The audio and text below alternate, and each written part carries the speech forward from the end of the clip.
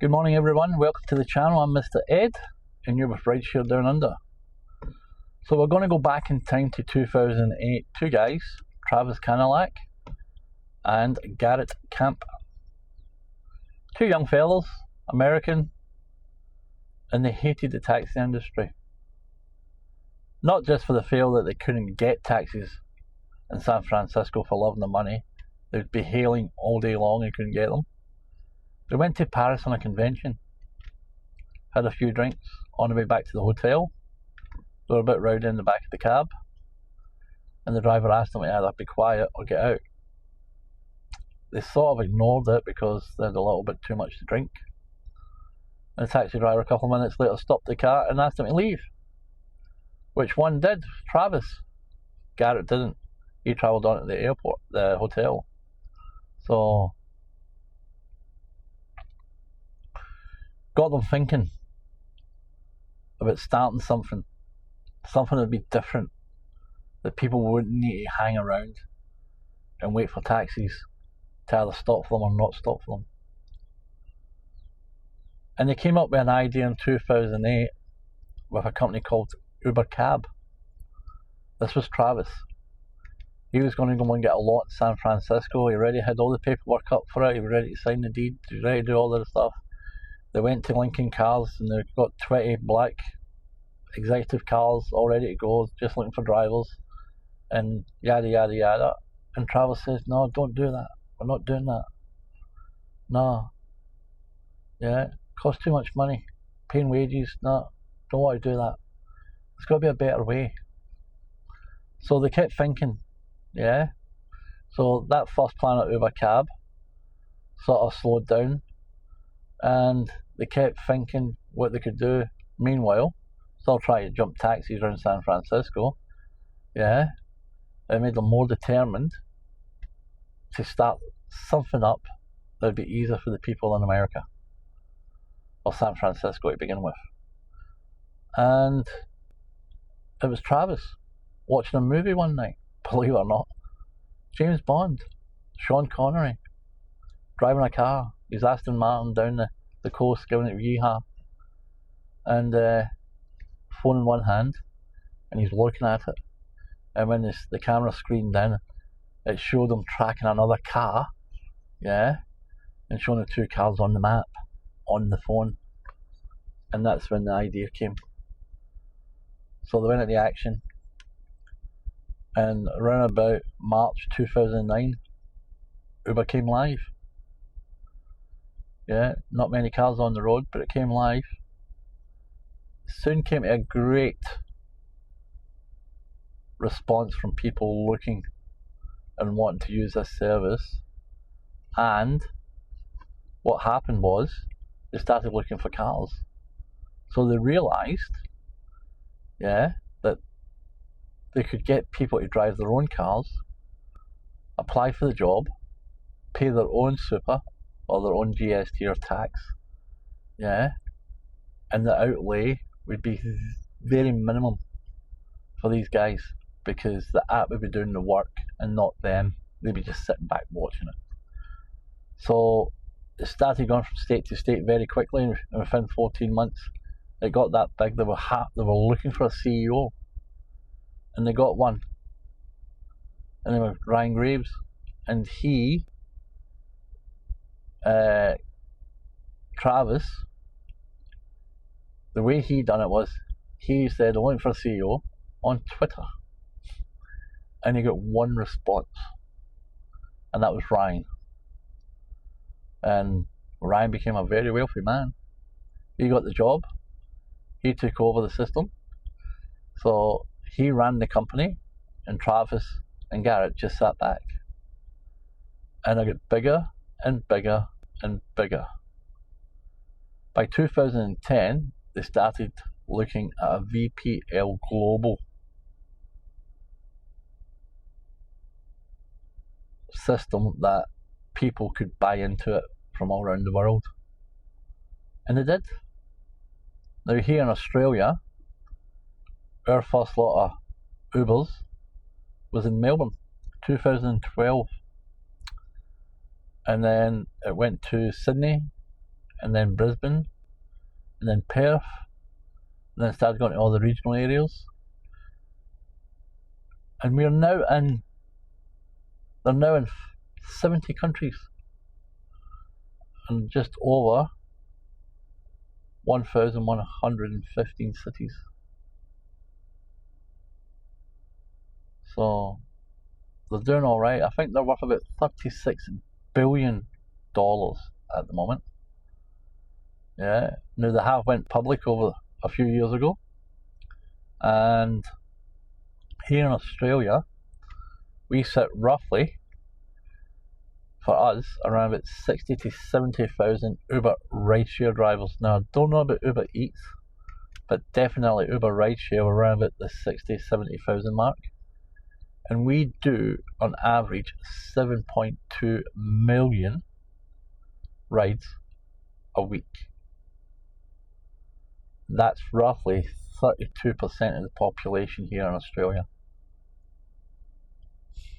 So you can imagine how much they can make worldwide. Now, I believe the new CEO came in, can't say his second name, it's Kanasalovich or something. He came in and he's been running it since 2017. And obviously they've diversed from just being a platform Uber service, and they brought in a lot of different services. Now, here in Australia, our services from the city to the regional are different. Yeah, and obviously our country services are different from other countries. And we're actually at the moment going through the High Court, yeah, Fair Workers and Uber, and it looks like we're going to start getting the minimum wage. Now, gig work, that's what Uber's all about. It's gig work. You're a contractor. You work for yourself. You can say yes or no to the jobs, etc, etc, etc. You work independently, and Uber supplies a platform for you to work on and follow the rules and regulations. And that's what we do. Well, most of us do. And if they bring in a fair play income, yeah, minimum wage scenario, these benefits will go away. So if they're actually paying, so say it's $35 an hour, and I only make $28 that hour, Uber need to subsidise me that $7 out of their own pocket. To do that, it becomes a wage. To become a wage means it needs to be taxed. Does that mean they pay my superannuation and I get paid holidays? It's just, on a forethought, seems a bit messy. Yes, but you think back of where they've been to where they are now, and where the app used to be. I remember when we used to use the app here in 2017, it was nothing like the app now. The app now is far superior. Far superior.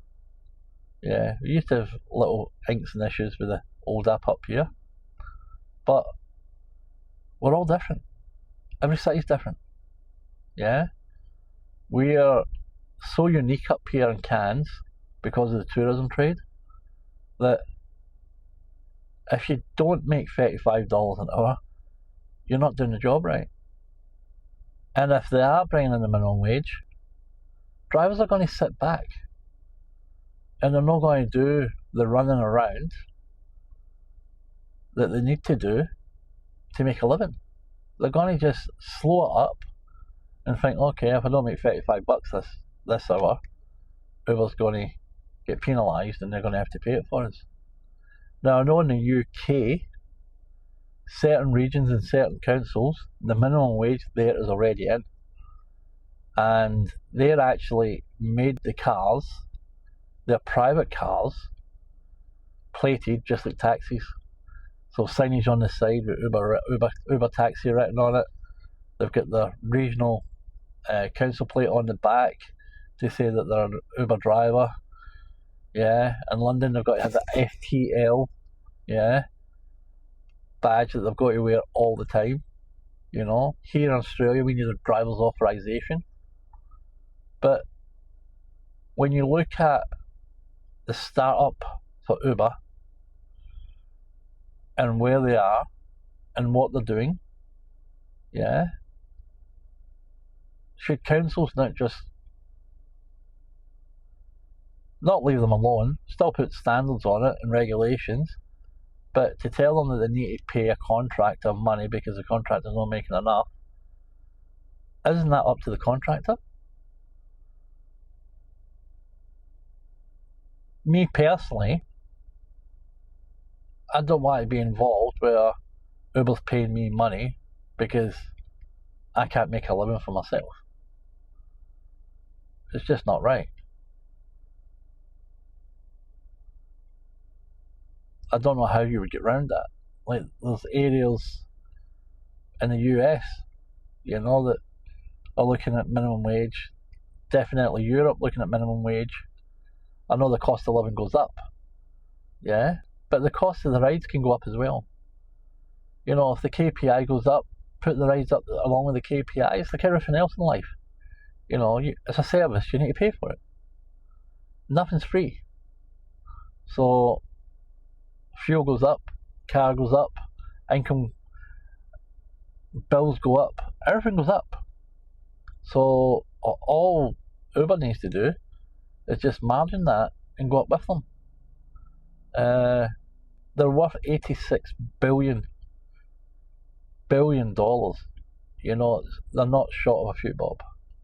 So, and they're not going to go broke. And they're not going to go away. Because it's gig work, and because we work for ourselves, you know, people have the illusion that Uber's playing them, and Uber will kick them off the platform, and Uber will do this, and Uber will do that. Uber have also got rights. Yeah? Same as a driver.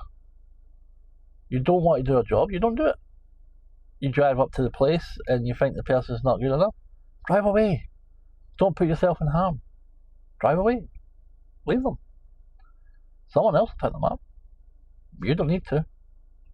But you pick them up, you took the job. Do the job to the best of your ability. Be professional. Yeah? And if something happens and it goes back to Uber, Uber comes to you. Remember, you're talking to a human being now, not a computer. So, you got to talk to them properly. Respectful. Yeah? There could be a language barrier. So 9 times out of 10 a language barrier is what it is. I know the messages that Uber sends us, they're all listed up in a computer, and they just press a button and the message comes, and it's just their name at the bottom of the page. Yeah? That's not them disrespecting you. That's just the Uber platform sending you a control message that sits in a computer. They get sent out to thousands of drivers every day. Now, Uber itself can control most things that happen with a rider. There's probably more riders get put off the system than drivers. But you look at our population of 28 million, and 7 million of that use Uber every week. Yeah, like I said, the population is about 32%. So, and we're just one country. There's 50 countries out there with major cities all over the place. So, and obviously every country has their own currency, and you get paid to the equivalent of where it is of that cost of living where they are is what Uber pays. So there's no easy way around it, guys or girls. These guys have started a platform and took the initiative, and we're reaping the rewards. For us, we've got to work, and it doesn't matter what industry you work in these days, or who you work for, or how you work, you've got to work hard to make a decent living. And it's no different doing this. Yeah, dressing up every day, keeping the car clean, keeping it fueled, putting lollies in, putting water in.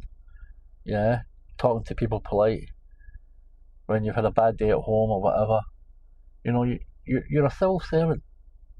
You service the people. The people want you to look after them.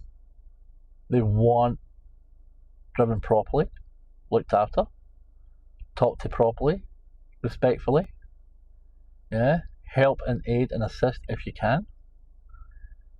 You know, like we get a new agreement through Uber through the Pacific. I don't know what they call it now.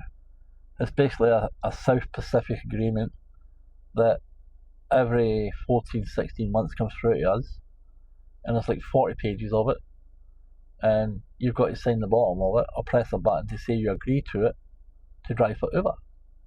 No one reads 40 pages of what you can do and what you can't do.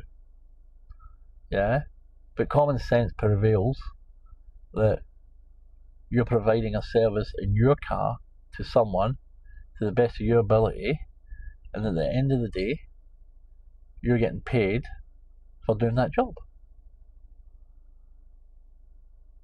I don't see where Uber is doing wrong in that. It's my choice. It's everybody else's choice that's in this car park with me at the airport. It's their choice. If they want to do Uber, they'll do Uber. And I have drivers coming up to me all the time asking the same questions. Why does Uber not pay us more? And I'll say, why are you still driving for Uber? And they say, because I can't do anything else. This is all I can do.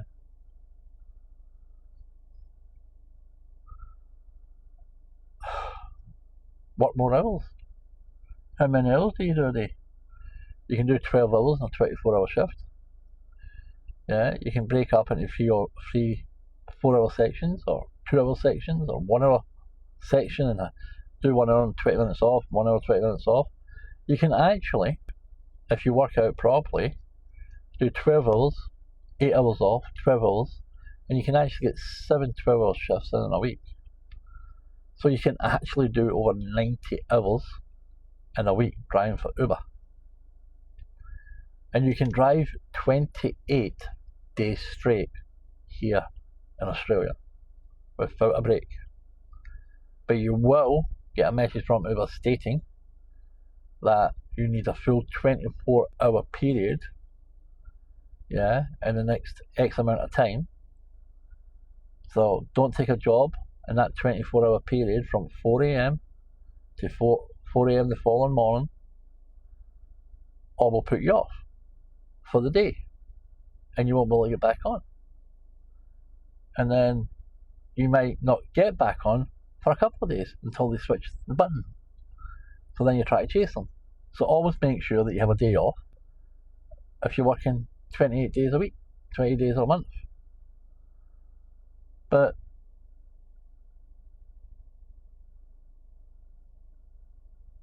send me a comment. You guys know the score.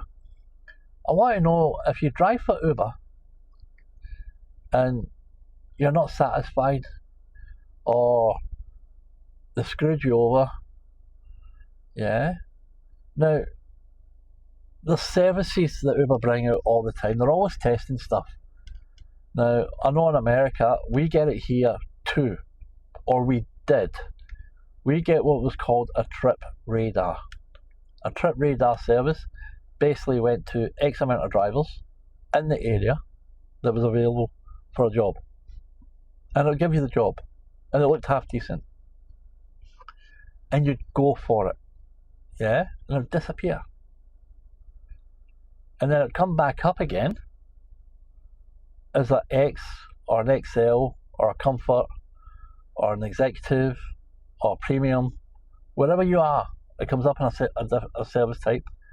And it's actually less than what the price actually is. we over here didn't call it a trip radar. On our system, it was called a match. They tried to match the best driver with the best car for that rider for a premium pay service. Whether it was Uber X, Uber Comfort, Uber XL, Uber Max, Uber Pet, Uber Courier, whatever, Uber Assist, Uber Business Comfort, Uber Executive Comfort, whatever it is, yeah, it was the way. So all I can say is, in the comment section, if you have something that's happened to you through Uber, send me a message. Let's start a community where we can talk about things instead of building it up inside ourselves. Let's start something unique. Yeah, I know a lot of the YouTube bloggers out there and a lot of channels just want to tell you and get stuff off you that basically penalises or penalties Uber for being Uber. So leave a message, whether it's day or night, and I'll get back to you and we'll have a chat about it and see the way it is here to the way you do it over wherever you are. And if you're a rider and you're one of these ones that gets fed up with drivers, gets fed up with driving, we can actually sit down together and work out the reason why this is happening, and we can fix it for you. And it could just be a little tweak where it makes a lot of difference. So thanks for watching, guys. Have a great day. It is still Chinese New Year. The fire horse is here. Cairns is beautiful as ever. And I'm going to keep Ubering for the rest of the day for another 6 or 7 hours. From the bottom of my heart, thank you if you watched straight through. Please comment, like, subscribe. Hit that notification bell. And let's talk. I want to hear from you. So let's do this. I'm Mr. Ed, and adios.